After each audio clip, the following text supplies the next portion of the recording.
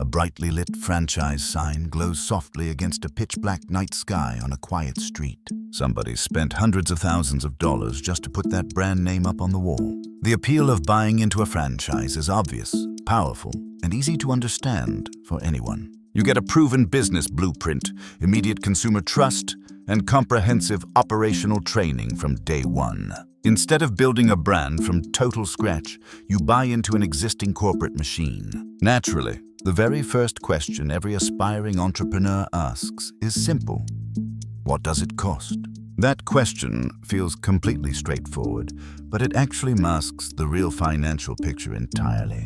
Before anyone can sell you a franchise in the United States, federal laws step in directly. They must hand you a massive legal document known as the franchise disclosure document. Most people in the industry simply refer to this comprehensive legal filing as the FDD. The document is strictly mandated across the country under the official FTC franchise rule. Inside every single FDD, you will find exactly 23 numbered disclosure items in order. While all 23 sections contain operational details, 2 specific items dwarf the rest completely. The core mechanical difference between these 2 items is where the entire story really begins. First up is Item 7, which establishes the official estimated initial investment required to launch. Item 7 is completely mandatory for every corporate franchisor selling units in the market. Under federal law, the parent company must exhaustively list every single startup expense you will face. That includes real estate, heavy machinery, inventory, signage, legal fees, and basic working capital. These initial startup costs vary immensely, depending entirely on the industry you choose to enter. Low overhead service franchises like home cleaning or mobile carpet repair can start around $50,000. On the opposite end, opening a classic McDonald's location routinely requires between $1.4 and $2.5 million. That McDonald's estimate includes a direct upfront initial franchise fee of roughly $45,000. Meanwhile, a standard Subway sandwich location is listed at roughly $239,000 to $537,000 total investment. Subway's upfront franchise fee sits at $15,000, making the barrier to entry significantly lower. Item 7 is genuinely transparent disclosure, and few other private business sales provide anything so detailed. Most independent business sales offer nowhere near this level of standardized upfront expense clarity. Now we arrive at Item 19, and this is where the entire narrative takes a dramatic turn. Item 19 covers financial performance representations, which is corporate language for what franchisees actually earn. And unlike the mandatory startup costs in Item 7, Item 19 is entirely optional. Read that sentence again carefully. The FTC franchise rule does not force companies to disclose earnings data.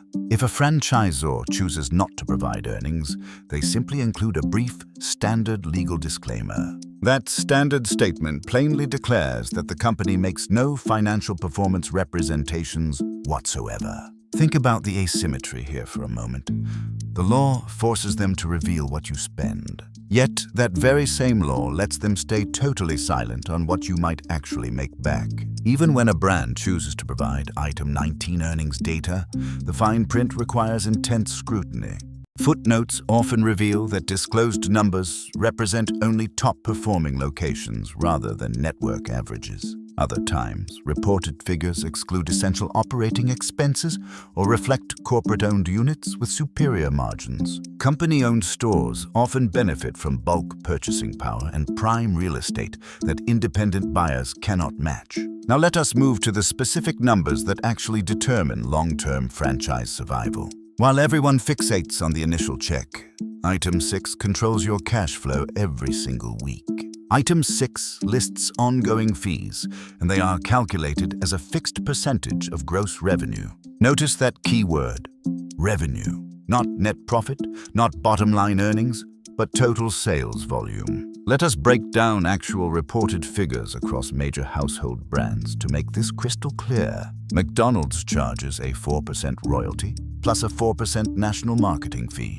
totaling roughly 8%. Burger King charges about 4.5% royalty plus 4% advertising, coming out to roughly 8.5%. Domino's sits around 5.5% royalty and 6% advertising, totaling roughly 11.5% off top sales. Subway charges an 8% royalty plus 4.5% marketing, adding up to roughly 12.5% total. Planet Fitness takes around 7% royalty and 2% marketing, sitting right near 9% combined. The mechanical reality of royalty fees coming off top-line revenue is what trips up new operators. That money is deducted automatically before you pay commercial rent for your storefront. It comes off before you process hourly payroll for staff or restock essential inventory supplies. It is collected before electric utilities, insurance, or general maintenance fees are covered at all. And most importantly, it comes off long before the owner touches a single dollar in profit. Industry analysis estimates this structure caps franchise unit profit margins at roughly 12 to 22%. By direct comparison, similar independent non-franchised businesses often maintain profit margins of 18 to 30%. That 8 to 12% top-line drag is the price of using someone else's brand name. To see how this plays out in real life, consider a concrete real-world case study. A comprehensive 2026 financial analysis of Subway units revealed average unit sales of around $490,000. That means nearly $500,000 passes through the register of a typical store every year. Yet after royalty deductions, rent, food costs, and payroll, estimated owner earnings land between $38,000 and $67,000. The study noted that when factoring in 60-hour work weeks, this works out below minimum wage. Let that sink in. $500,000 through the till and the owner earns less than an employee. Now let us tackle the ultimate question every buyer faces. What are the actual survival rates? You have almost certainly heard the famous statistic that 95% of franchises succeed over time. That 95% figure is completely false, widely repeated, and completely unsupported by any credible academic research. To find actual reliable public failure data, researchers look directly at Small Business Administration loan defaults. SBA guaranteed loans are the primary financing vessel used by everyday entrepreneurs buying into franchise systems. When a franchise location fails completely, the owner defaults on that government-backed SBA loan. Across different brands, SBA default rates vary wildly from as low as 2% to over 25%. The vast majority of established corporate brands cluster squarely between 5 and 15% failure rates. One massive study tracked nearly 40,000 SBA loans originated between 2008 and 2012, straight through mid-2023. That longitudinal study revealed an overall long-term franchise loan default rate of right around 17%. Some individual franchise concepts suffered default rates well above 20% over that extended period. Even within the exact same food sector, two competing burger chains can perform completely differently. Researchers found one burger brand with a 3% default rate, while another hit 18%. Here is the most counterintuitive finding in the entire study. Cheaper franchises fail significantly more often. You would assume cheaper investment costs, lower risk, but the exact opposite occurs in practice. Buyers of low-cost franchises are far more likely to be severely undercapitalized from day one. When unexpected operational hurdles arrive, underfunded owners run out of cash reserves almost instantly.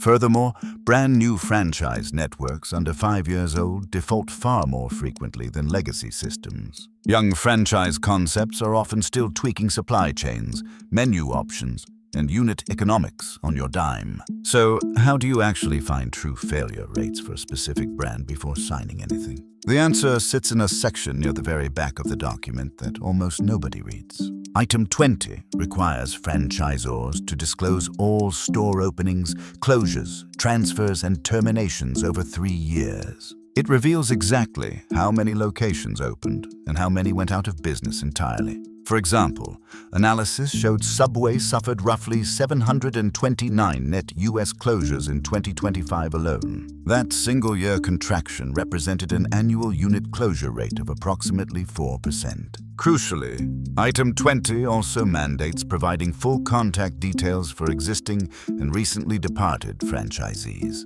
That means the legal framework gives you direct access to call active operators on the phone. The earnings data the franchisor is not required to publish can be verified directly from current owners. Federal regulation forces them to hand over phone numbers for people doing the exact job today. Franchising remains one of the most heavily disclosed investments available to an ordinary commercial buyer. Every single piece of data covered here is provided completely free of charge before signing. The core gap in franchising is never what parent companies manage to conceal from you. It is that price disclosures are strictly mandatory, while income potential disclosures remain entirely optional. And the active operators who can actually tell you the ground truth sit listed in Item 20. They sit buried near the back, right after most prospective buyers stop reading altogether. Before taking out a loan, would you call active owners directly to check their real income? Tell me in the comments below.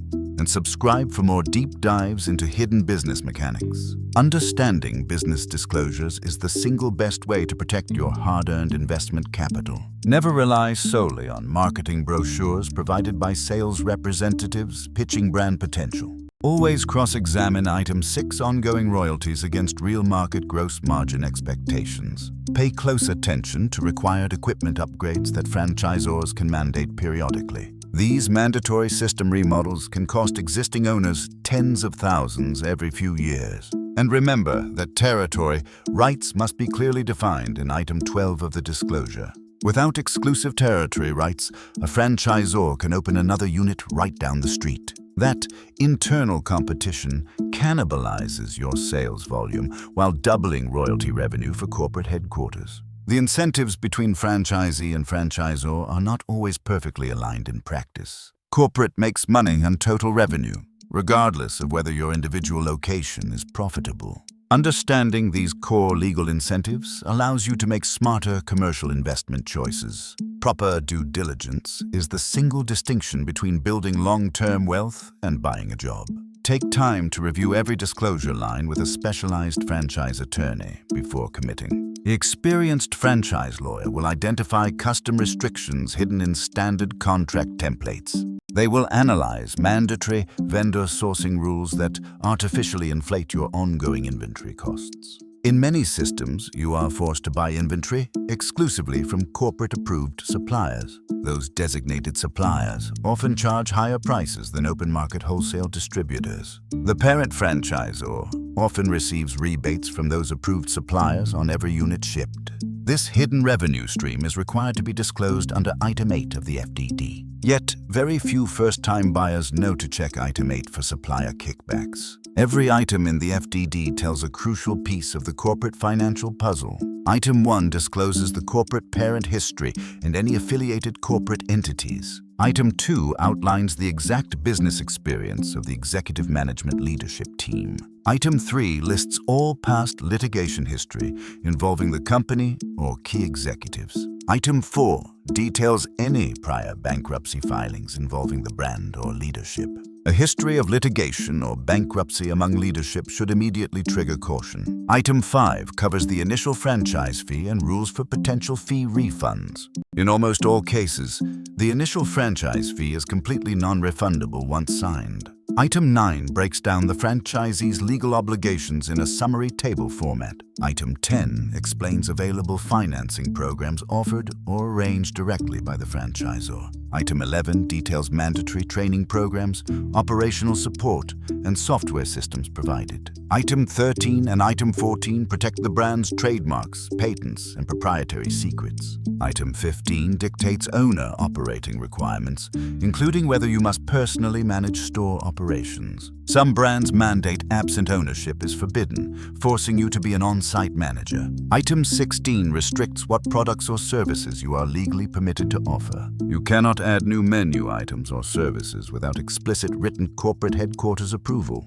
Item 17 outlines renewal terms, contract termination conditions, and dispute resolution procedures. Non-compete clauses in Item 17 often prevent you from running similar independent businesses post-exit. Item 18 details endorsement fees paid to public figures or celebrity brand ambassadors. Item 21 provides certified corporate financial statements for the parent company itself. Reviewing parent financial statements ensures the corporate franchisor isn't on the verge of solvency failure. Item 22 contains sample copies of all contracts you will be required to sign. Item 23 contains formal receipt pages acknowledging you received the document legally. You must hold the FDD for 14 full calendar days before signing any binding agreement. This federally mandated cooling-off period prevents aggressive sales pressure tactics from closing deals prematurely. Use those mandatory 14 days to carefully study every line and call active franchisees. Never let an eager broker rush you past the mandatory legal review time frame. Remember that franchise brokers work on commission paid by corporate franchisors upon contract signing. Their primary financial incentive is to close the deal, not protect your long-term wealth. Approach all broker earnings projections with healthy skepticism and independent verification. Independent financial modeling is essential to determine whether unit economics actually make sense. Build your financial model using real market local labor rates and actual retail rent quotes.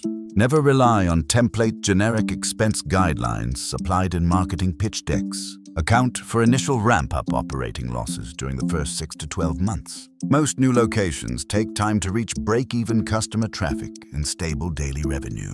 Having additional working capital reserves beyond Item 7 estimates is often what prevents failure. Undercapitalization remains the single largest killer of new franchise locations nationwide. If you are stretched to your absolute financial limit just to pay Item 7, wait. Ensure you have at least 6 additional months of living and operating expenses saved. Franchising can be a powerful wealth creation tool when approached with radical financial clarity. Top multi-unit franchisees build massive enterprise value by mastering system leverage. They scale from single-unit operators to owning dozen-unit portfolios across multiple territories. At multi-unit scale, corporate royalty structures become far more manageable through management overhead efficiencies. Shared regional management, bulk inventory ordering, and cross-trained staff unlock real operating leverage.